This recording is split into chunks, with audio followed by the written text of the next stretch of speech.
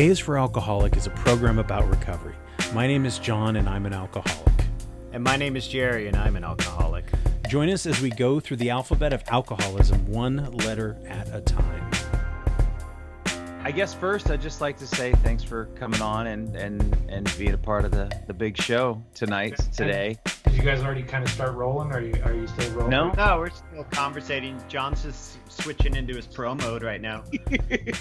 Clicking over pro mode. I just like to let our listeners know what the hell they're listening to. Oh, God, you're NPR voice, dude. Welcome to NPR on All Things Considered. A is for Alcoholic. We're here with Coda. He joins us again from Arizona, where the sun is trying to kill everybody on the face of the earth. Oh man, it's rough. Are you at regular 115s? Yeah. I mean, the weather actually, we got a little bit of rain this last weekend. We got a small little reprieve. It was like this little window I think it was last Saturday, Sunday, and it cooled off. We actually got a little bit of monsoon activity, which is the first that we've had this year and the only. And it didn't, I mean, it was a nice little like soaker of a rain and a nice little thunderstorm, and everything cooled everything off. Like I went outside. I think it was Saturday night, or it might have been Sunday night. It did both nights, but one of them was really good. And I was like standing out there watching the lightning and everything, and like I almost started crying. It was just so like this release, this finally the death grip kind of lets go for a second. It was just blessedly this cool, the cool Arizona monsoon breeze, which is really heavenly, especially in hot summer, and so back to extreme heat advisory. It's going to be 113 today. It was 113 today. It's 1 teens. We've had it's going to be like near this weekend will probably make it nearly one or into the 60 days of at or above 110 here in the valley. So Jesus, hottest summer on record so far.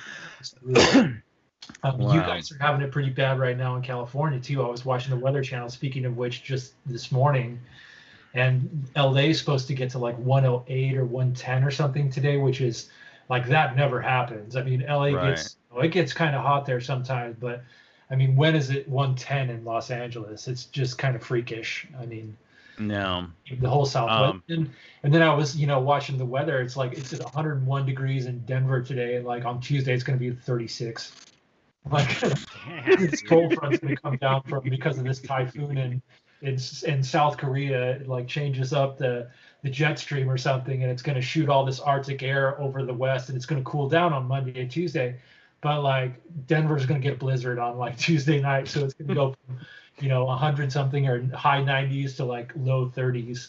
And then you're really locked into the AccuWeather over there, aren't you? Dude, yeah. Well, yeah, man. I mean, if you live in the desert Southwest, you're looking for the end. You're looking for the light. and you torture yourself because it's like you want to see what it's going to be like today, but as soon as they start flashing the 7-day outlook, you turn the channel real quick because you just don't want to see it. I mean, you can't bear the news of just like. It's hard. It's hard when they flash up that 7-day outlook and it's just 113, 114, 115. Oh man. It's awful. One of the reasons I like to have you on here, and I was thinking about this, is I was talking to Coda the other week, and he was saying he enjoys listening to the podcast, but there's often times where he'll want to interject and he's only listening and he's like, "Hey man, that's not how that is," or "Hey, I got something to say about that." And then he'll he told me, he says, "I'll just turn it off because I can't interject." Yeah, I don't want to. I have to guys. get all frustrated, man. I'm just like, I get all disgusted and I turn you guys off. And we got a comment from a listener, and they said something about at the end of it, and they were very kind, and they were talking about how addiction translates into things like food and different things. But they were saying, and I appreciate all of your, he said, ramblings and musings. And I was like, yeah, that's kind of sometimes what happens. We just have these rambling, musing conversations. But and also you watch us on YouTube. Yeah. And the thing I like about Coda is that he keeps me honest. And he calls out the it was Dude, Oh, yeah, Jack sweet the John London. Barleycorn episode. You're like, well, I mean, it's just right off the bat. It's like right in the beginning too. It's just kind of it drove me kind of crazy. You're like, yeah, Jack London, born 1876, died 1916. He was 60 years old. I'm like, dude, what math are you? He was 60. He was born in 1876 and he died 1916. He was 60 years old, huh? Like, Johnny, come on, man. Like, you're reading a cue card. You can't do that, I know. man. Like, dude, man was 40 years old, dude. He was 40. Which, well, and thank you, because it proves the Yeah. point. Yeah. That booze took him very early, even more so. But God, look at this. This is the turnaround here. This is it right here. This is. I mean, it just goes to show that, like, and especially living that hard that young, you can't last that long. Like I said, you missed a really golden opportunity right there off the bat. Like, Damn, dude. but he lived a really long life, pretty good run, 60 years there, 76 or 16. I didn't even check you, dude. My math is so garbage. I was like, yeah, sounds legit. That's it. Yeah. Yeah, No, 6 years. Fuck yeah. I gotta call you guys both out on that whole review. Like you go through. I was just like, I was thinking like, oh man, I was thinking about getting John Barleycorn and reading it, because I like book club stuff like that. And like you guys get to the review, you're like, basically, I mean, you spend an hour and then at the end you're like, no, total garbage. Like, guys, like both of you guys too. You're like, you go through how it kind of, point by point, and at the end you're just like, so if you're, new to sobriety or whatever, don't read this. In fact, as a matter of fact, if you're like sober at all or even long term, like don't even bother. Like, you know what? Actually, if you're run out of toilet paper and you have it laying around, like, just like, man, I'm in a long book review about this, like a sober or supposed to be some points about sobriety or alcoholic life and what it'll do to you, and you're just like, man, this book is garbage. Don't even bother. I gotta own that too, because Thanks, guys. I might have set the whole tone for that, because the whole time I was listening while I was painting, I was texting John and being like, this fucking book is annoying the hell out of me. I was like, it was like pissing me off. And I would text him and be like, why are you making me read this fucking book, John? Yeah, I mean, the whole point of the review is the book is garbage, and you really need to visit the state park in California. Like, yeah, the whole thing. It's like, check out the state park. Don't bother with the book. This is why I need you here, This is because I have, sometimes I do. I just start rambling and I'm not like, I missed the golden opportunity. Yeah. No, you guys, I mean, the points that you did make, especially with, some of the stuff about, his toxic masculinity and some of the other stuff. But I mean, that was time and place, though. I mean, that was, yeah. Like, you think about when that guy was alive, man, those guys were, even though, I mean, and think about this too, like that guy was some of the adventures and stuff, they had to be strong and tough just to survive back then. Yeah. And second off, the guy died when he was 40 from living rough and drinking. Like, that guy lived it hard, man. Yeah. I mean, he was a pretty tough dude, like, so you gotta give him some points for, like, man, kidney failure at 40 years old. That dude went at it. I mean, it's just, it is no joke. I mean, that's like severe, deep alcoholism. And it was, I guess, the big thing to take away from me, and I guess it was just that there's seemingly no help. It was like, you just go into an institution if you admit you have a problem. And I think maybe that was part of why the book was written. And you read all these things, it's just filled with denial, and it's filled with him saying, oh, well, I don't have a problem, but I couldn't stop thinking about alcohol. you know? And focusing on the denial part was kind of key too. I mean, there's a lot of denial floating around these days, boys, and it will have to do with alcoholism, man. I mean, yeah. Especially like in the quarantine, people, I'm sure, I mean, alcohol sales have shot up. Yeah. People got nothing better to do, and slippery slope, and Yeah. I think I think it falls one way or the other. There's also the people who are just like, who used it. I mean, and I see them like out in the street all the time, or people have really gone, it seems like they've gone one way or the other. Like, they've decided to like go the fit route, which is like, I'm going to start doing all these things like exercising and getting things together like I never had the opportunity to do. Or it's either that or like I'm gonna fall off the cliff, like I'm gonna, and it's there's a lot of that. There's a lot of people that have chosen like, instead of just to kind of ride it out and try to hit the middle, like they've gone one way or the other. It's like it's either climb the hill or fall off the cliff kind of thing. It's really weird, man. It's a weird dynamic, but everything is weird right now. Everything is. I mean, last time I talked to you guys was, I think it was like March. Was it March? It was right when all this was just about to get started. Yep. So it's kind of weird to see you guys again and be like, wow, where are we at now? It was 6 months. Yeah, it was probably exactly 6 months ago. Yeah, it was March. Yeah, it was around the right time on my birthday. You and Coda and Walter did the gluten is not your problem, and Walter was talking about fucking cheese or tortillas or some weird thing. And Coda was talking about how he had that little market he went to that still had toilet paper or something. Because I was listening to it on a run right at the beginning of all this. Yeah. Yeah. That's right. Yeah. Well, it's funny. Like you talk about people using quarantine and falling off a cliff. Like we didn't even need quarantine to fucking jump off a cliff. Like I was ready and willing, like every single day, to try and and has quarantine bothered you much, Coda? Like, I mean, at first I feel like I was it didn't at first. It is now. I mean, I'm definitely I think like a lot of people. That's kind of why I wanted to talk to you guys too. Like I mean, here it's not just the weather here. Like there's a lot of things that are, I mean, just everything in general. I'm definitely struggling with it right now. I'm struggling with everything right now. I mean, being is a daily struggle, and the quarantine thing didn't really bother me that much at first. And I think, like I told you before, like I've mentioned before, that just getting sober when I did, I sort of I kind of checked out on the whole, like going out and everything. So my whole existence got really small, way before, about a year and a half before coronavirus. And so at first it wasn't much of a transition for me because, but it's definitely been tough, especially the last couple, like I would say I mean, a lot of it has to do with Phoenix, but July start just rugged, and this year was the worst. It's just the worst, man. And you have that coronavirus, like hottest weather, hottest summer, nastiest summer on record, since they started keeping records. And then, Arizona's a weird place anyway, especially with an election this year.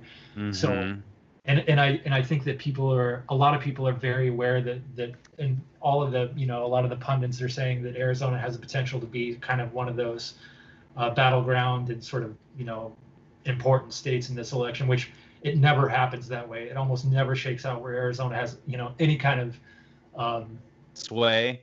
Yeah, or I mean, it's usually just sort of one of those, electoral college wise, it really hardly ever makes a difference. But this time around it could, and I think people are very aware of that here. And so there's a lot of tension here. I mean, and the fact that we were a hotspot coronavirus, right? And supposedly Arizona is doing a lot better. However, that some of that is massaging of the data and stuff too. So you can't really trust anything that you're hearing from. I don't think you can really. The numbers and statistics that are coming out of the authority here are highly suspect. Yeah. Do you talk about struggling now that it's like it's been going on and on and on and on? Like, do you think about like drinking again? Does that cross your mind in any sort of real way, or is it? I mean, every once in a while, not really, guys. I got to be honest. It's just, in fact, if anything, it really, I'm kind of turned the other way a little bit. Like it makes me, just because of how tense things are and how potentially explosive they could be, sort of is where I'm at right now. I'm trying not to be too paranoid or negative about it, but there's always that in the back of my mind, or not really in the back of my mind, in the front of my mind a lot of times, even when I'm out and about, there's I mean, I don't know about you guys, but there's a general feeling, I mean, there's a general tension out there when you go out there that you have to be aware of. And so if anything, it makes me more, it makes me really grateful of the fact that I'm just clear-headed and as clear-headed and as focused and as sharp as I can possibly be, because I gotta tell you, like I as insecure as I was about being kind of foggy, you know, in my heaviest of heavy drinking days, like it's just, I couldn't even imagine what it would be like to have that on top of all the rest of the shit. Like I would be a basket case, man. Like I would not be able to hold it together, I don't think. And so it makes me, even when I think about like how you know, ways to release the tension and stuff, I'm thinking about more like, gosh, I wish it was 85 degrees so I could go for a walk again, you know? Like Yeah. Yeah, right. I really need to just not watch TV for 24 hours or pick up my phone and look at, you know, some of this stuff. And sometimes I have to do that anyway, but a lot of my routine has been sort of interrupted that way. Like you guys, for instance, you talk about, you know, you're going for a run and stuff like that, and you know, your exercise routines. I haven't been able to do any of that stuff for like at least 2 months, more like 3.5 months. Damn. So, you know, if I'm not out there working in it, like busting my ass in it, like I'm just trying to hide from it, you know. And even the early mornings and the late nights or anything like that, no can do, man. Like it's just not happening. It's still 95 degrees. Oh, dude. Like that's one of the things here. That's why it's been getting so hot. We have this heat island effect here in Phoenix. It's getting critical, you know. I mean, it can't cool down at night is the problem, you know. So, so yeah. But to answer your question, no, man, I really don't think about it too much. I mean, I don't envy people that have to go, because that's just another thing too, is that's just another, you know, it's just another hoop that you have to go through. I mean, I remember what it was like. You remember what it's like to have to go. You got, even when you're feeling your worst, you have to go out, you got to get that bottle, you know, or go out to the bar, you got to, you know, go through your routine. And it's like any addiction. It's just, it becomes an albatross. It becomes a really heavy thing to bear. Just that whole routine of that becomes hard to do. Imagine trying to do it in the middle of a pandemic. I mean, it would be that much harder. And especially Phoenix, where you have to, I mean, the people that are out on the streets, I don't know how they do it. You know, I mean, I don't know how they do it, man. Well, I mean, you're fucking compelled to. I mean, that's what when we lived together, I remember you would always be somebody who would, even no matter how hard we were drinking the night before, you would get up in the morning and you had this whole thing about going to get coffee and other stuff. And like, you would get up and get out. And I remember thinking, oh my God, I can't even imagine how bad he feels right now, because I feel horrible and I can't even get out of bed. And he's like getting coffee and cigarettes and like, you know, and ultimately at some point there would be an early afternoon beer if nobody had to work, or there would be an early afternoon whiskey if people did have to work. You know what I mean? And like, you know, I don't know how to break this to you, but that little morning run for coffee and cigarettes usually involved a shot or two. I mean, I'm not gonna lie to you. Like, that was part of get up and go, dude. Like, I need to get up and get that hangover taken care of, buddy. This is Coda rolling down to the top banana. Dude, and get top banana and the Viking. Yeah, the Viking and the top banana, dude. Yes. Yeah, and those, you know, thank God for the 6 a.m. open sometimes, boys. You know, I say, the smoke shop with my friend. Yeah, I mean, I even remember, I don't know if both of you were there, but it was like one of these late ass nights of closing the bars down on Ballard Ave and then going to the 13 Coins and sitting around, and then maybe Walter was there, maybe Jerry was there, I don't know. And then they're like, no. And then so we got there. I never went to the 13 Coins, but go ahead. Oh, it was like 4:30 or 5 in the morning. And then finally, like, we're ordering food and they can't serve us booze, and the waiter obviously knows what's up. And he goes, "Gentlemen, it's 6 a.m. Can I get you anything from the bar?" And we were like, "Oh, thank God. Yes, you can." It's like a fucking angel, right? Like, basically, like Irish up this pitcher of coffee, please. Yeah. Getting a little surreal in here. Yeah.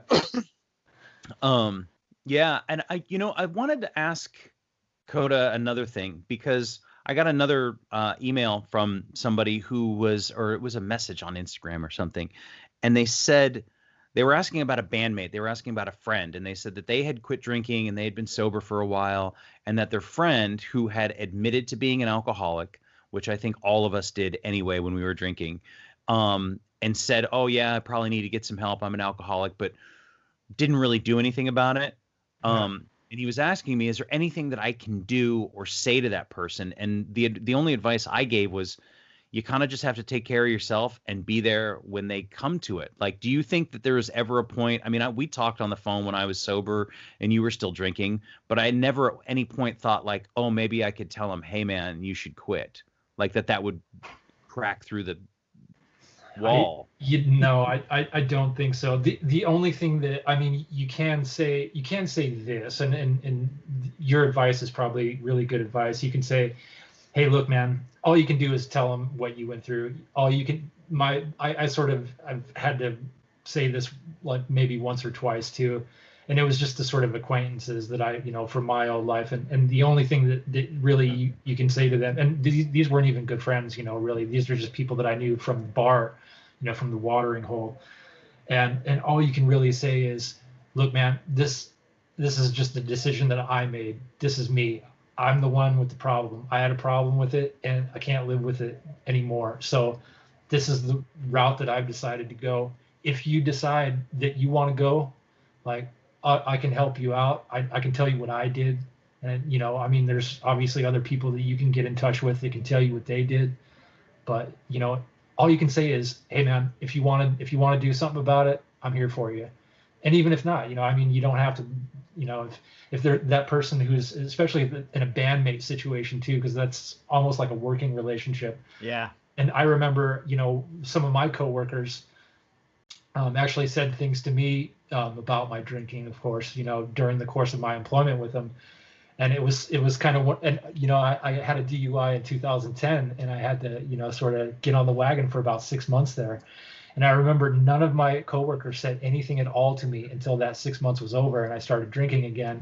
And they were like, man, it was real, you were really great to work with for that 6 months, Yeah. Like, it was sort of one of those things where it's like, they didn't really say anything to me at the time, they didn't say anything to me about going through it. But when I, jumped back off of the wagon, they were just like, gosh, you were really pleasant and really efficient to work with. Isn't that amazing? And that was probably, I mean, would you say that was a good period in your life, or would you say you were miserable and couldn't wait to drink? I mean, did you feel any of the benefits of sobriety in that 6 months, or were you just like, I can't fucking wait till this is over? I mean, that truly was like the epitome of the dry drunk is what, I mean, what people in the program will call a dry drunk. I mean, talk about white knuckles. Like, it was literally grit my teeth. Like, all right, I'm going to do this only because the court is going to throw me in jail if I don't. I told you that story, man. I graduated from that program finally. I got it done. I got on the bus and I got off the bus in front of the Viking and I walked into the Viking and got canned. Like, I remember this story, dude. I remember this story. Clearly. That 6 months couldn't go by fast enough. It was over. Yeah. I was like a kid getting out of school when you're in like school's out forever. Dude, it's a great feeling, right? I mean, at least that's what we think. It's just that huge release because we pent up all of this frustration and anger and resentment, and you're like, now I don't have to feel it anymore. You know? Well, I mean, it totally, I mean, like I said, I did it. It was under duress, it was definitely, it wasn't, it was to fill my obligations to, to the King County. System. Yeah. No, well, at the time it would have been King County. Yeah. King County Seattle. So. And so let me ask Jerry this question for you. When you were drinking, and when I look back at my drinking, I never saw sobriety as a way out. I never saw recovery as a way out, AA program, any of that stuff. You grew up with parents who were in the program. And did you ever think like, well, I will one day be there? Or did you think that was never an option? Did it ever occur to you while you were drinking that this program that had saved your parents' lives was something you could do too? Dude, it's a good question. I've always wanted to ask you that too. Yeah, you know what it was? And it's a selfish answer, but it was always my escape pod. I always looked at it like that was my lifeboat. Like, I was like, if this gets too hairy, there's always the program. Do you know what I mean? Like, I always did look at it like an escape pod. That was my nuclear option, was going to AA and getting sober. That was like it. That was the button. Because in my mind, as soon as I've made up my mind to do something like that, it's really hard for me to not sway from that course. So I was like, this is my nuclear option. This is when I want to burn it all fucking down. I'm going to AA. So yeah, it was an option, but it was like definitely like way on the bottom of the list. You know what I mean? Like I was like, okay, I'm gonna try to not drink for a few days and then I get to see what happens there. And then that didn't fucking work. Do you know what I mean? And I would go through like all my different options until I got to the bottom and was like, this is too hard. I said, I'm pulling the plug. Party's over. Everybody out. Last call. Yeah. Yeah. Yeah. I mean, the resources that there. too. Just because, I always thought, I always wanted to ask you that, Jerry. Like, Yeah. and the other question, can I do a follow-up question to that, John? When you did decide to go, did you consult your dad or mom before you went to meetings, or how did that go? Well, yeah, dude, I called my dad. I had like 5 days sober, and I called my dad and I said, I think I'm going to quit drinking. And then he kind of laughed and went, oh, you think you're going to quit drinking, huh? And I said, yeah, Dad, I got about 5 days I haven't had a drink and everything's gone to shit. And then my dad laughed to himself again and he goes, all right, well, are you going to white knuckle it? What are you going to do? And I didn't understand the term. And so I'm like, well, what do you mean? He's like, you just going to fucking hold on to the edge of your seat and try to make it as far as you can? You're going to go to a meeting. And then from there, I was like, well, I guess I'll go to a meeting. How do I do that? And then he just kind of told me how he did it. Yeah. And he's like, it's always good to find someone to work with him and all this stuff. And so, yeah, I called him. I didn't call Leanne because Leanne just would have yelled at me. I mean, she would have yelled at me in a loving Leanne way, but she would have been like, get your fucking ass to a meeting. What the hell's wrong with it? My dad was but my dad was like, oh, so I knew, like, I think my parents were like, I knew this day would come. Yeah. Because they definitely enabled me, and I'm not saying they were bad people. They're doing what parents do. Like, you love your kids. Like, you want to give to your children. Then I think they were like, oh, shit, Jerry's way off the fucking way. He's way off the fucking reservation here at this point, Yeah. I would have thought that they probably would have recognized that at your wedding, too, especially the company you were keeping at the time. All of us. Like, so we must have presented too many red flags to ignore. The time. I watched that video too last year on our 10-year anniversary and was just like, what the fuck? That's crazy. But it's funny because my parents knew we were all drunks. They knew it, but they're not making any judgment calls. And they would always say, like, you have such good friends though, Jerry. That's the thing. You guys like to party, but you have really good friends. I mean, they always said that. My mom was like, you guys are carnals. She's like, you guys are all brothers with each other. You like to party too much. That's what she'd say. You party too much, but you're all brothers. Yeah. That's a nice way of Leanne saying you guys are jackasses. Yeah. Well, yeah. And we were all there. This is like 2009. Yeah. At your wedding in May in Arizona, and it was hot enough already then. And but I remember, it never occurred to me once to be like, talk to your dad or your mom and ask them about quitting drinking. It was just like, how much fucking partying can we squeeze into this next 4 days or 5 days or however much it was? Why would you though? We were in the Tempest. Like, why would you be like, Jerry Senior, I'm thinking about quitting drinking here in this fucking stained seersucker suit that I've been wearing for 3 days straight.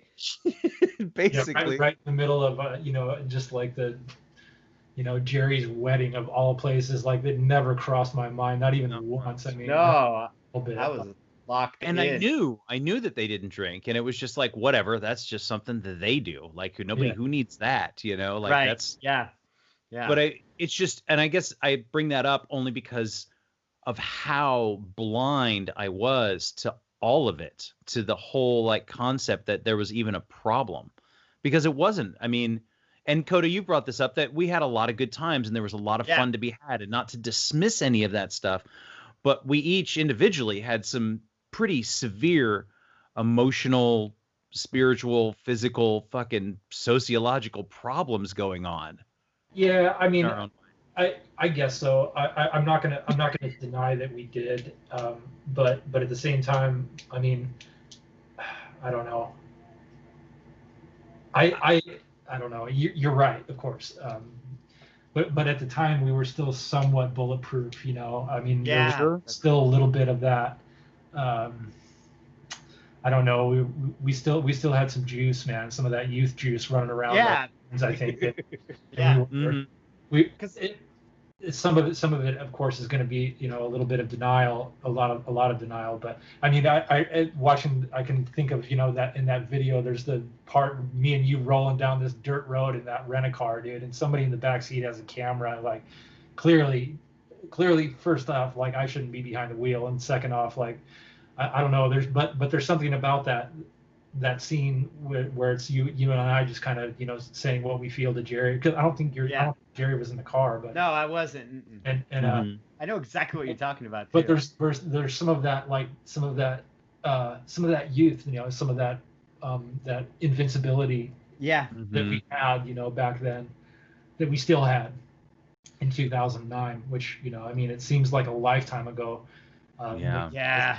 11 years ago. I mean, but in that 11 years, a lot's happened, and a lot of realizations have been come to, and that's Yeah. it is pretty. I mean, that's why it seems like such a long time. I think. I don't know. I had fun, dude. I had fun at that wedding. Even watching the video, I'm like, I'm having a good time. There's moments where I'm being cringy as fuck, though, and I'm like, yo, that's mad cringy. But I wasn't watching it like I was in pain, like, what have I done? I was like, I had a blast, dude. I just did some cringy ass shit that I probably wouldn't have done sober, but whatever. Yeah. I mean, I don't know. I mean, there was because it was your wedding, though. It's not like it was just this debaucherous fest. There was exactly. We had a lot of responsibility that weekend too. So there was lots of moments of lucidity in there, where everybody was, we had to go through the rehearsals and all that stuff. I mean, it wasn't as. I mean, if you'd got married in 2001 instead of 2009, like that shit would have been like a complete disaster. Yeah, dude, what would have happened if we were 10 years younger, even than we were avalanche. 2009, and one of us would have tried to get married and do something somewhat serious, then it would not have turned out well. Talk about cringy, man. It would have been a disaster. Yeah. But yeah, there was, we had jobs to do and stuff like that. We all had tasks. Flatten the ground, dig up the ground for the dance floor. Dude, right? I was so fucking hungover. We had to hang up all those signs so everybody could find that place, so they didn't get lost out in the desert and get picked up like the immigration or whatever. I mean, that place was not easy to find, dude. No. And I think too, you talk about it being 10 years ago, and so that puts us all at like 33, 35, 37 or something like that.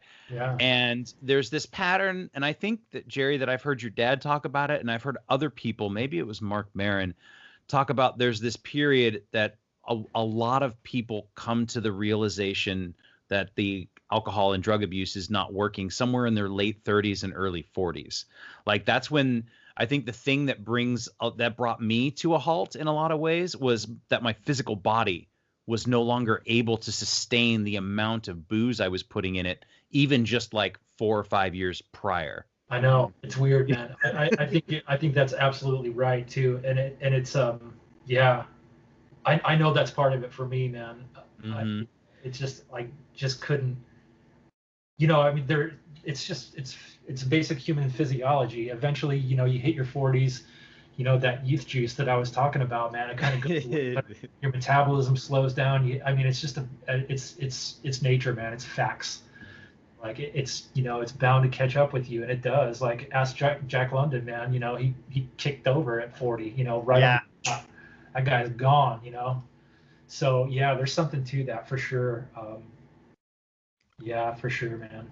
Which is not to say that like 40 is the end of the road, at least not nowadays. I mean, I deal with my own particular ailments, but that comes from just my overexertion. So there's a certain amount of aging, and there's a certain amount of like, it just takes longer for me to heal when I hurt something. But like, I'm in the best shape I've ever been. I would say that, probably all of us are. Definitely. Yeah. What's up with your back though, man? What happened there? You give your back a little tweak, Mr. what was the topic about? You don't have to be drinking to act alcoholically sometimes, Basically. Session with physical exercise there, Johnny. Dude, he's definitely fucking taking it too far, dude. You realize, you are probably in the best shape you've ever been in, but that's no reason to get all like, no reason to go Ironman triathlon. Yeah, dude, it's like I'm gonna do 100 push-ups every day for 60 days, and I'm like, dude, You're crazy. You're gonna You're hurt gonna yourself. hurt yourself. I'm like, you need a day of rest anyway to build muscle. You got to rest at least every day, at least once a day, or every 24 hours you rest. But I was just like, John is definitely fucking Halo topping this shit. Like when he's getting wild on ice cream, dude. Like he was going to ice cream binges, and then he's replacing it now with push-ups, which is a positive thing, but also still right. Yeah. But I mean, you do have to realize too. You have to watch out, man, because it can creep up on you like that. Like next thing you know, you'll be running 100-mile marathons, and I'll be like, dude, I don't even recognize you. Who are you?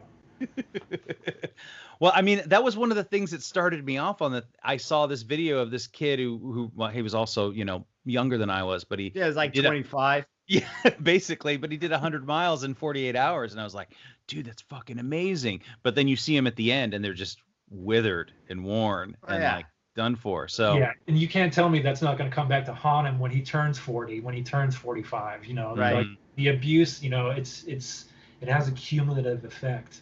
Yeah. So I think what you're saying is balance is really important. Yes. Well, like moderation, discipline, that episode of South Park, that has to do with Randy being an alcoholic. He doesn't have any discipline. You gotta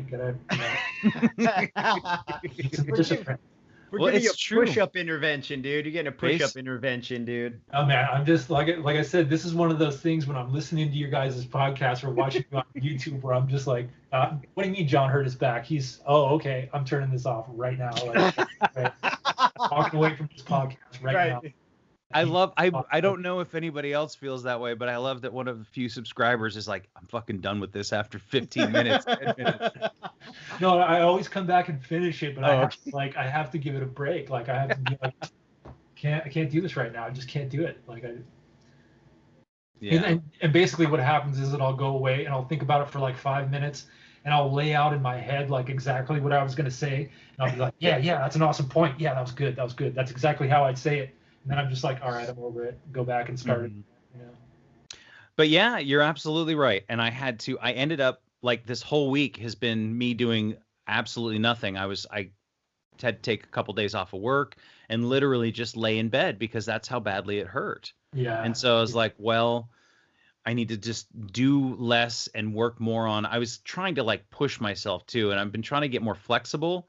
Yeah. So I had this little pre-run yoga sequence.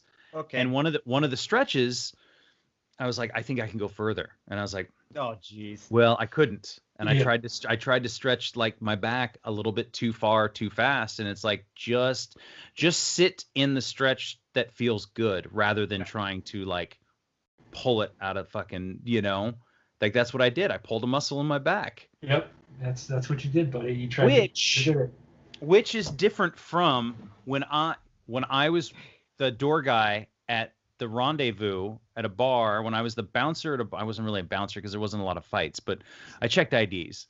And I remember I pulled a back muscle from sitting on a fucking bar stool for 7 hours a night. And so like I couldn't, and I remember it hurt so bad and I didn't have a car and I walked like 6 blocks to the ER and then my mom had to come pick me up. And basically I had to sit in this lazy boy and sleep in this lazy boy chair for like 3 days for the muscles to relax enough. And that was just from sitting on a bar stool. Yeah, I mean that's a different kind of injury. That's an atrophy kind of injury where it happens. I mean, if you see people that sit in cubicles actually end up, sometimes they hurt themselves because they sit in this one position for so long that it gets locked up that way. And then you move like just slightly. You can bend down there, you reach in your pocket to get your cigarettes out of your pocket and twist the wrong way and pop something out because those muscles are just frozen. I mean, they're just basically, and they're not strong and they're weak and they're atrophied and you hurt them really easily. So that's what happens there. Stretching and your yoga thing is a different thing. That's like you said, it's taking something and trying to push it too far, too fast because you're getting a little bit obsessive about your workout routine.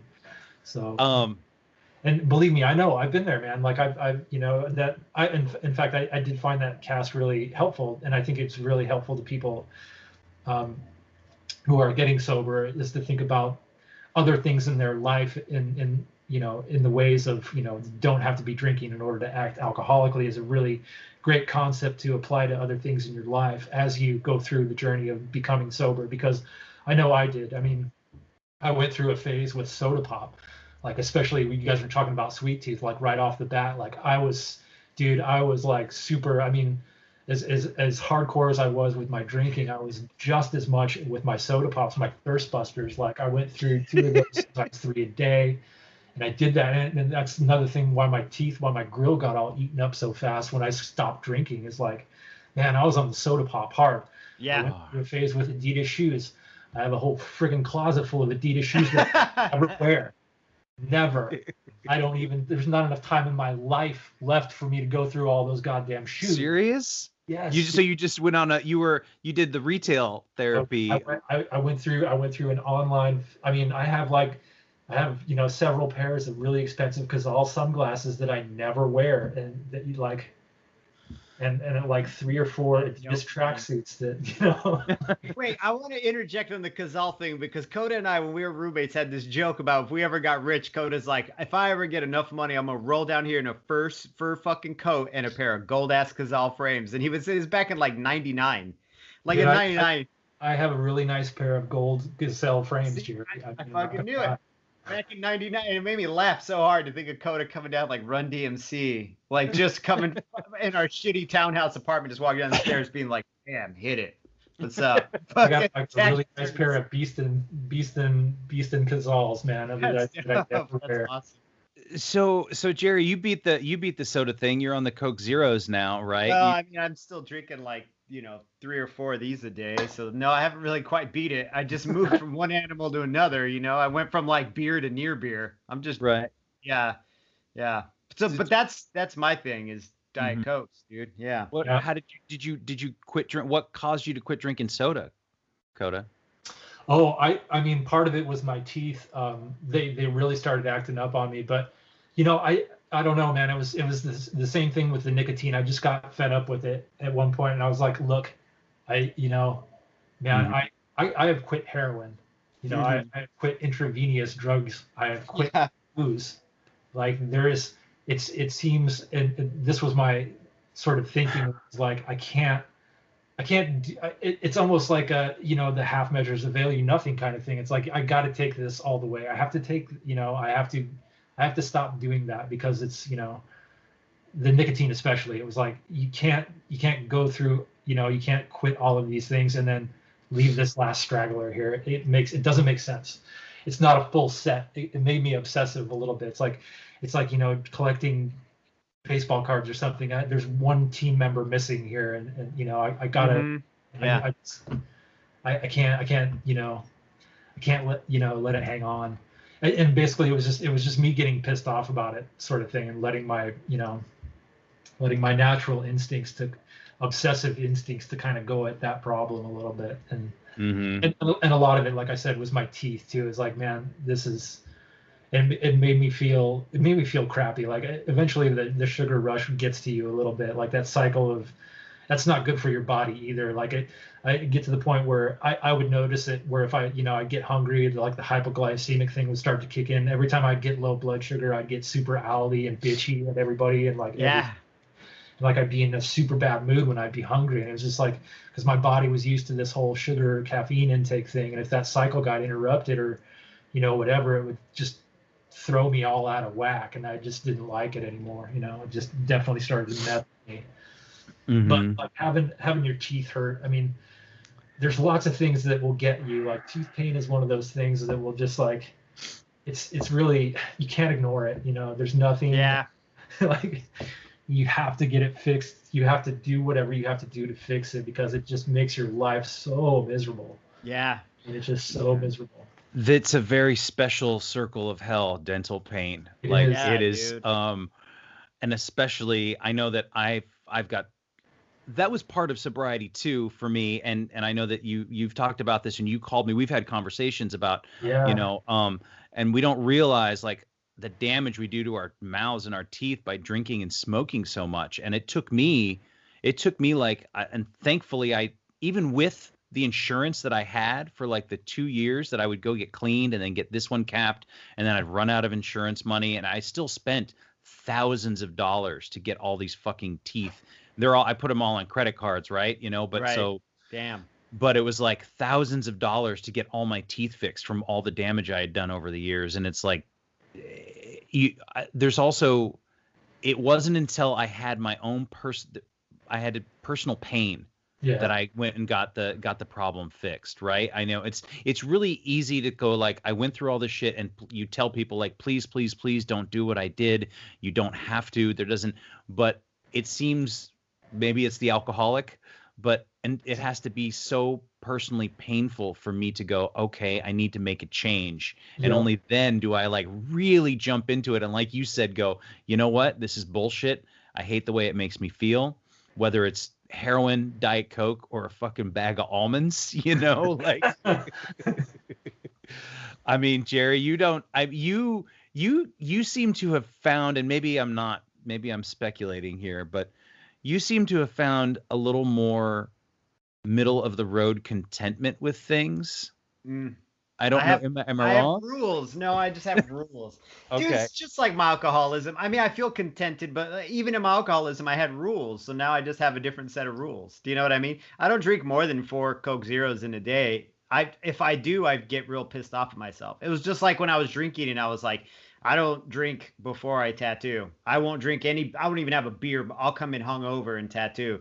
So it was, it's just, I have little rules. I just measure things a lot. I probably drive my fucking wife crazy, dude. Because I'm always measuring. I measure. I'm like, he has discipline, John. I have discipline. I'm like, I'm literally only gonna eat 10 Doritos, and I will. I'll eat I'll savor all 10 of those fucking Doritos too, like a man on a fucking desert island, dude. But I just have rules. I'm still addicted to nicotine, and I'm like pretty addicted to caffeine too. But and I vape, and I lie and tell myself all the story. Hey man, this vaping's not as bad or whatever. And I don't know. It's a new thing, so who knows if it's not as bad as not. It's probably not great. I mean, I can run 5 miles, so I know I couldn't do that when I was smoking. But I'd like to kick the nicotine one day, but those are the rules too. Like I plug in the vape at night in the other room, and as soon as I go to bed, I don't bring the vape in the bedroom with me. Like I just have lots of rules, lots of discipline. Yeah.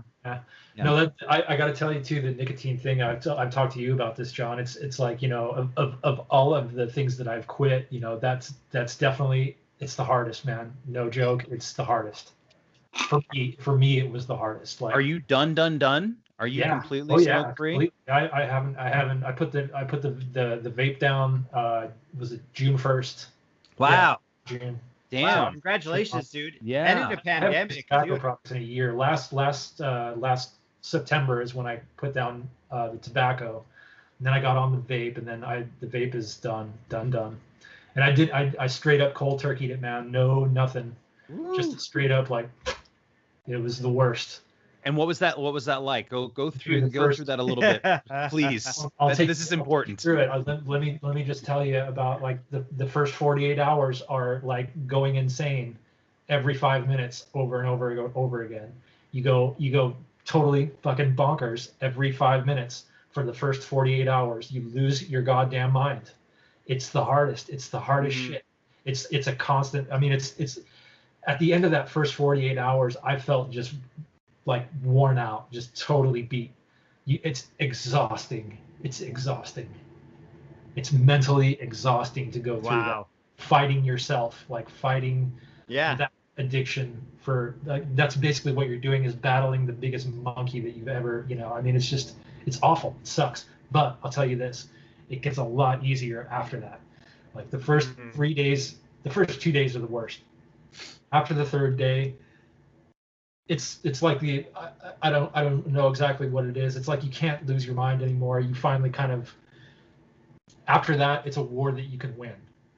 The first 3 days, it seems like it's absolutely hell. But after that, it gets easier. It gets easier every day after that. I would say that at the end of the first 10 days, you're in pretty good shape. If you can make it 10 days, then you're pretty much over the hill. They say 21 is when, physically that it's over with. But I still have the thing that's the real pisser about nicotine is I still find myself almost daily, at least once a day, I'll go, sure could go for a cigarette right now. Yeah. Whether it's because I get in the car or after a meal, or a lot of times it's at work where I'll be at work and I'll complete a task. That was always my thing at work, was whenever I would complete a phase of the day or complete this task, I would always reward myself by going out and having a puff. And so like there's this part in the day where it's automatic, it's autopilot, where I'll finish a task and go, and immediately my brain will go cigarette, nicotine, cigarette, nicotine. I go, dude, you don't do that anymore. I have to remind my brain, like, hey, stupid, you don't do that. You gotta kind of grab him by the collar a little bit. Yeah, like my brain's totally, it still does that, and it's not in a bad way either, because my brain just goes, it like I Homer Simpson, like, you know, like it doesn't. And I'll smell it, like I'll be in traffic or something. I have my That's it right there. And somebody, I can smell the, you know, even somebody like 4 cars away will be smoking a cigarette. Yeah. And I smell that smell, and it makes my mouth water. I go, yeah. Damn, dude. Yeah, that's it, dude. It's That's it. It sucks, dude. That's what it sucks about nicotine, because I didn't do it with drinking. I you know, the heroin thing, like sometimes you have dreams about it, but eventually that all goes away too. But yeah, smoking is it's terrible, because I still get triggered all the time with nicotine. I can agree. I smelled it on a run today. I was running and someone in their backyard off the trail I was running, I was smoking, and I just caught a whiff of it and went, yeah, like all the little lights lit up, and I was like, kind of turned my head and went, whoa, hey, you know, like it was funny. Yeah, it's Pavlov's dog, man. Yeah, it really is. Yeah. Response, it just like, and it's not like it's a pleasurable response. Like your brain immediately dumps like serotonin or whatever chemical is in your bloodstream or into your head, and you're just like, oh, I could really go for that, you know. It's I think it's called L-Dopa, and I don't mean that in like a Spanish term. Like that's like the letter L. Yeah. And then so it's like it's not dopamine itself. It's the little it's the you're excited because it's gonna happen, right? It's the what's the word I'm looking for? Anticipation. Yeah. You know. Well, I will say this, as far as I never vaped, but it's been however many years, it's been several. That excitement for secondhand smoke goes away too. Yeah. It's fucking disgusting to me now. Now I don't go in people's faces and cough. I usually just cross the street or, you know, move away. But like that goes away as well, you know, eventually. No, I figured that probably would, you know, I know that's probably the case, because the more time that goes by, I mean, it's not as strong, but like I said, it's still, you know, it hits me every once in a while, not every once in a while, like daily. But yeah, that's one of the other reasons why it's just the toughest and the most gnarly. But at the same time, like I'm super, like, I mean, I'm super proud of myself for it. It's really cool. Like you should be. Yeah. Because you know me, Jerry. I mean, I've been a hardcore smoker since I was 15. You know, I straight out freshman in high school, I was hanging out at Caro's before school and smoking half a pack. You know, that was my deal. My Steve, man. Like, and dude. You know, so yeah, I'm stoked about it. I am, and the health benefits, of course. But once again, that was part of the deal with my teeth, man. It's like I had to. The guy that was going to work on my teeth kind of said something about it too. He's like, he didn't even like he checked me over, made the appointment, or just like he was just like, well, we can't get you in right now. We're going to put you on call. Give me a call when you quit vaping, kind of thing. It was the best. It's just like I have a lot of people that I work on. Probably a lot of them are smokers, you know, former smokers and stuff. And he's just like, you let me know when you're serious about getting your shit fixed. And so that was a big part of it too. Damn. And so, yeah, I mean, yeah, that was probably the biggest part of it. For me though, Jerry, I was going to ask you about the vaping thing, because like I started vaping in that year, my teeth, and it was the soda thing, I'm sure, but man, my teeth deteriorated something fierce when I picked up the vape pen. Like they did not do that you know, the tobacco, I'm sure that there's probably a cumulative effect that took place before that, the damage, of course. I mean, the vape, it almost seemed to sort of accelerate the deterioration process. At least it did with me. And so, I mean, like that, I mean, I had to let it go, because I mean, I don't think the guy would have worked on me if I hadn't. But I didn't experience that. Like my last dentist appointment was I'm actually due really soon. Was about a year ago, and it Yeah. was short. They were like, "Your teeth are great." My teeth were horrible right when I quit drinking, and when my wife got her job at the school, we all got free health insurance, So I went in and got first teeth cleaning in like 20 some years, and they had to pull a tooth out because it abscessed, and I just had them yank it out. But was that last one time I went. backwards or one of What's the that? Yeah, one of the back ones. Yeah, so I'm just like flat out missing a tooth back there. But they they went and checked me up to make sure my gums weren't receding anymore, and they were like, "No, because I floss and shit now. I used to never floss, and now I floss like once or twice a day." And they're like, "Your teeth look pretty good, man. Like you're doing good. You're doing a lot better than you were like a year ago." Oh, Dude, I was so freaked out about that dentist appointment. I was so shook that she stopped at a stoplight, and I literally considered opening the door and running for my life. Like I literally was going to do it with my daughter in the car. Like I looked at her, it was almost just like, later, bitch. Like I was just like, I really literally, I'm not even joking. Like seriously, she hit a stoplight there on 18th and Chambers, and I was like, this is your chance of fucking out here. Because I had dentist in 20 some years, and I was like, they're gonna pull every tooth out of my head. This is gonna be horrible. Like my teeth are so garbage from drinking whiskey and cokes all those years and chain smoking. But I haven't smoked a cigarette though since like 2016 maybe. I've just been vaping since then. But even the vaping, I really consider quitting it just to not have, like that last straggler. Megan doesn't even smoke anymore, and she smoked quite a bit too, and we're just both vaping away. Just.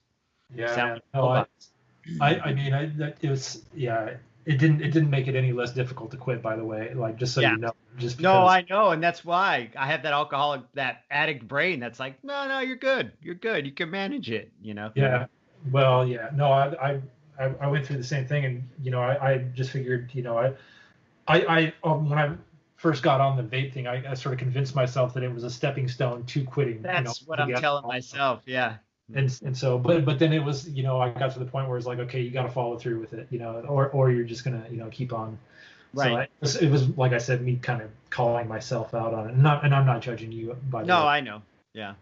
I think that was too the person that, when they invented the idea behind vape was to help you step down, and it was like that law of unintended consequences where now everybody's hooked on the vape, and because it's got that nicotine, man. You know what I mean? Like that shit's a motherfucker. Well, and the thing with me is too, the way that my addiction kind of thing works is that it sort of it ran away with me a little bit because I figured, there's less kind of physical consequences, like your lungs don't hurt as much and things like that. And so I found myself, and it's way more ubiquitous. That is to say, like I can get away with it anywhere, like I was smoking in my bedroom, or using it in my bedroom or whatever. And that was like, to me, that was just like awesome. I can use nicotine inside again. This is great. Yeah. And so I was at it all the time, like hard, and so my actual intake of nicotine probably, it probably tripled, in those first like 3 or 4 months, like my intake, or the way that I was using nicotine probably, well, it did probably, it most certainly, because I tracked it, I knew how much I was using. I knew how much, was equivalency as far as like cigarettes goes. And so my actual nicotine intake, it went up exponentially. And so, and that's the way my shit works, is like, it's good. I can get away with it. I'll get away with as much as I can, Yeah. I did. So, and I think it's just too that it made it that much harder when it came to the actual quitting. It's like, now you're not stepping down from cigarettes. You're actually, you're going cold turkey from what was a pack-a-day habit to like a 4-pack-a-day habit, This is really interesting because it's almost like we have 3 different aspects of addiction in this talk right now, because you have John who like kind of binges it and overdoes it, and then you have you who can get away with as much as you can, and then you have me who like meters it out. Yeah. And like, you know what I mean? Does it like disciplined, like has my rules and my like a medicated kind of way, Yeah, you have your dosages too, which I always my dosage also, but like I always exceeded my dosage. Like I was one of those, I would go to the bar and say, okay, I'll have 2 beers and 2 shots, and then I'll go home. Well, and I always had those 2 beers and 2 shots, but then I always exceeded the dosage. I drank as much as I could get away with. That's just how that's how I roll. Well, and then the dosage has to step up because the treatment doesn't work anymore, right? Right. You know, Right. that's No, and yeah, exactly. The the dosage is always stepping itself up, and then you're always exceeding it. That's that's just how. Yeah, you're right, Jerry. We all have our kind of Our interesting. little idiosyncrasies, goes. Yeah. Well, and I think too that we talk about like dental work and stuff like that. Like it is such a I mean, being able to smile and feel comfortable about it and feel good about it, because or being able to like eat something regular and not have pain. Right. Like that was a huge thing for me to finally get my shit together and get the things that were not like teeth that were loose and teeth that were broken and like all this shit, and so and the fucking whiskey and the sugar and the nicotine, like you do that shit long enough, you're going to have summer teeth, man. You're going to have summer there, summer here, summer gone. Like get them fucking summer teeth, man. Dude, I'm straight. Like I'm, definitely. I got, I'm missing a couple now too. I got some teeth. I got some summer teeth, buddy. Like, AWOL. They're AWOL. But but what I'm saying is like you have. Unfortunately, it always comes to us, to that point of pain. But you're like, okay, this is important. But it's also can be fixed and this can be healed. Right. And like that's the thing that like you go, okay, I can do something about it, because what's the thing that causes us to fucking dive into our addictions is like the level of helplessness and that it just doesn't matter. Yeah. That's hopelessness and helplessness for sure. Yeah, and I was thinking about this too, John. And part of paying the price, which it is very expensive too. And I paid mine off, thankfully. What I've had done so far, I was really fortunate to get like a couple of big jobs right in a row, and they gave me a year to pay off this thing, and I paid it off 3 weeks ago. Rad. I knuckled down and knocked this out. I don't got shit right now, like but I got it done, paid off, like done. And part of it, like part of getting it together, part of doing that and actually going through with it, even though it sucks, like I had to have osseous surgery, which is really, I mean, I'm not going to go too far into it, but it's really awful stuff. They basically cut your gums all the way down to the bone, and they shave out everything that's infected, and they shave the bone down the pockets, and then they sew your gums back together. So you have a lot less gums or whatever, but it's a really surgical intensive process, and it's really not. Damn. And it's really painful, and it's but anyway, aside from all that, part of that, going through all of that, and then getting it, the physical or the physical pain and the expense and all that, part of that is making amends to yourself also, though, to get done with it and to get on the other side of it and to go through it to begin with. Takes a level of, I mean, there's some dedication there, and there's some dedication to self, to the the healing of yourself, to the making better of yourself, which is it sucks and it's expensive, but at the same time it's almost like making amends to yourself. You know what I mean? Like that you do for some of the other people that you've hurt along the way.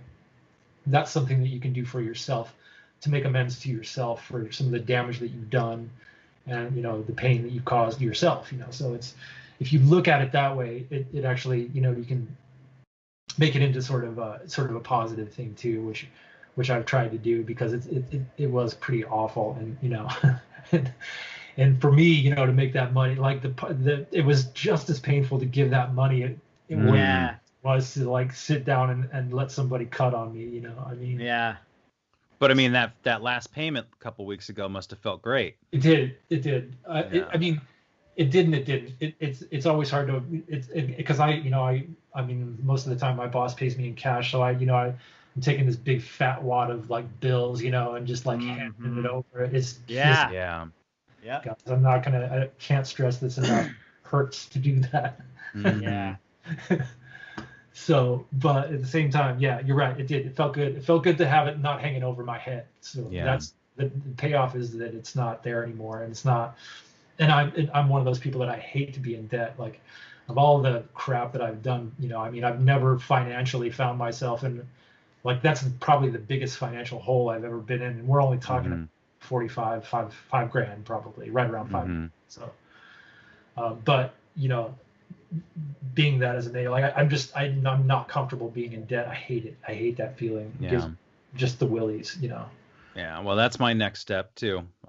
Is digging myself out of that hole. So Yeah. that's But I mean, yeah, once you get out too, you know, I mean, it lets you worry about everything else, which there's a lot to worry about. You know, I find, like I said, I'm very challenged right now. I'm finding myself, you know, I'm glad I got to talk to you guys because it always makes me feel good, but I've been pretty anxious right now, and it's not going to go away until after the election, and probably not even then, depending on how everything shakes out. You know, Well, I can relate. Worse. Yeah, I can absolutely relate. I mean, and not to get, you know, to keep it kind of ambiguous, but I've definitely try to keep it ambiguous, but I've looked at my wife and been like, dude, we might have to get passports. Like, I really am considering that. And she's like, oh, you're being hyperbolic. And I'm like, no, I really am considering getting a passport because I don't know where we're going to be. You know, it's kind of scary.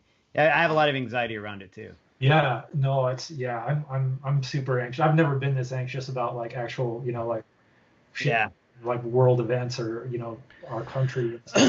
Never felt as anxious as I do. We're gonna have to start that fishing village in fucking Mexico, dude. Yeah, go work on a shrimp boat. You know, work on a shrimp boat, Baja, dude. Dude, my brother's so lucky. His wife, and I didn't even realize this. The woman that he married, she has dual citizenship. She has a Italian passport. She's an Italian citizen also. Oh, right on. So like, and she actually, like, they have this thing where, I mean, basically you apply for dual citizenship if you get married, you know, and they take forever to, like, it takes like 2 years to process it, but you just get in line. And then if you marry somebody who's an Italian citizen, they just eventually they process you and you're an Italian citizen too. Well, she did that when they first got married. So my brother and his son now, they can, you know, just like you guys, man, you can, you know, they can go out to Italy if they don't, you know, things get weird.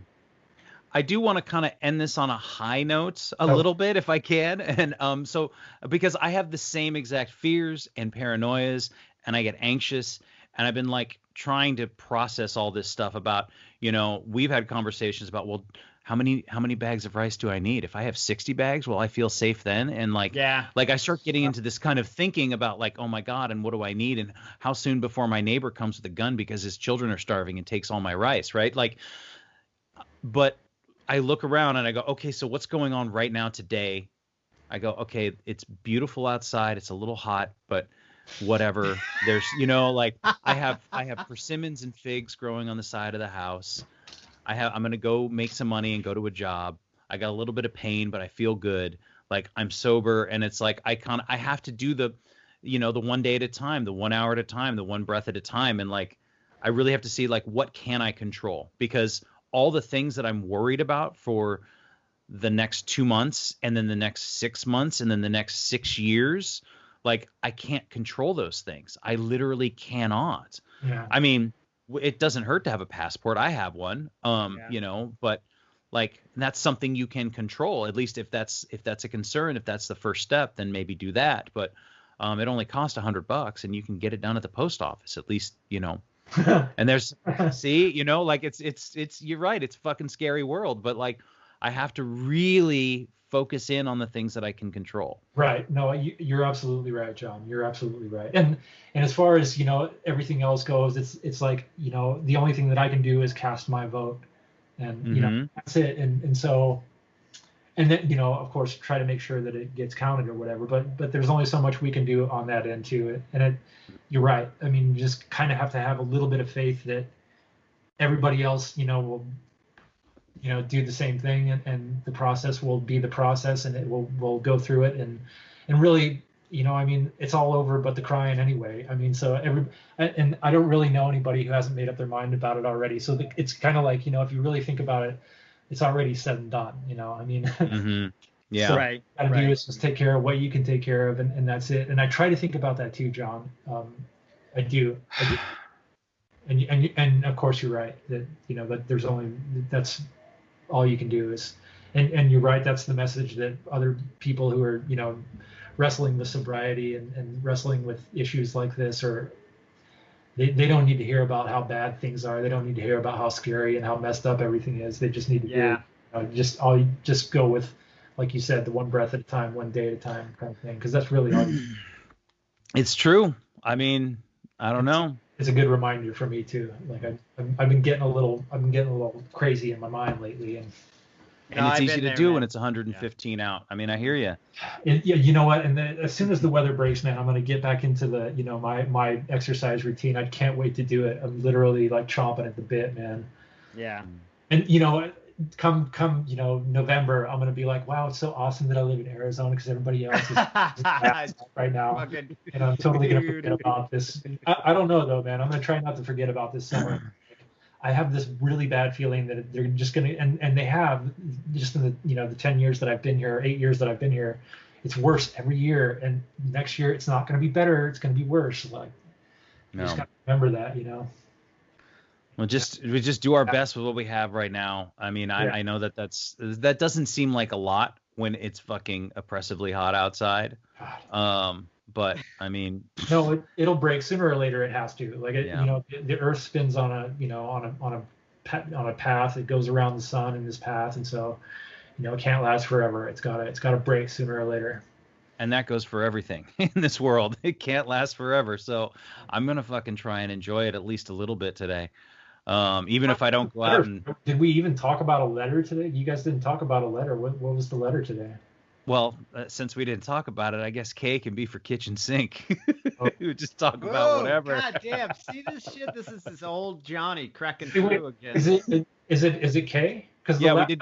When the first time or the time I came on the podcast last time, I think the letter was K. Was it not? Yep. Yeah. Oh.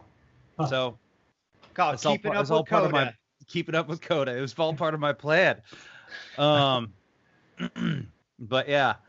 Well, thank you, Coda, for doing this with us. Thank you guys, man. Like I said, you guys were helping me out with my sanity, really. I was just wanted to, talk to you, and you're like, hey, come on the podcast again. I was like, okay, great. I really just wanted to kind of talk to you as like a friend and stuff to keep. Yeah. But yeah, that's cool. I can wait 2 weeks to like chill with you guys, whatever. Well, we can have a Skype date anytime you want. I'm gonna hold you to that, John. John's gonna record it though, and it's gonna go on the Patreon. All right, enough monetizing my fucking sobriety for today. Yeah. And everyone else's. Thanks again for listening. Our music, as always, is by Neglect. You can find more of his stuff at neglect.bandcamp.com. And you can find us on all social media platforms that matter: Instagram, Facebook, and Twitter. And you can reach us at aisforalcoholic@gmail.com. Talk to you later. Yeah.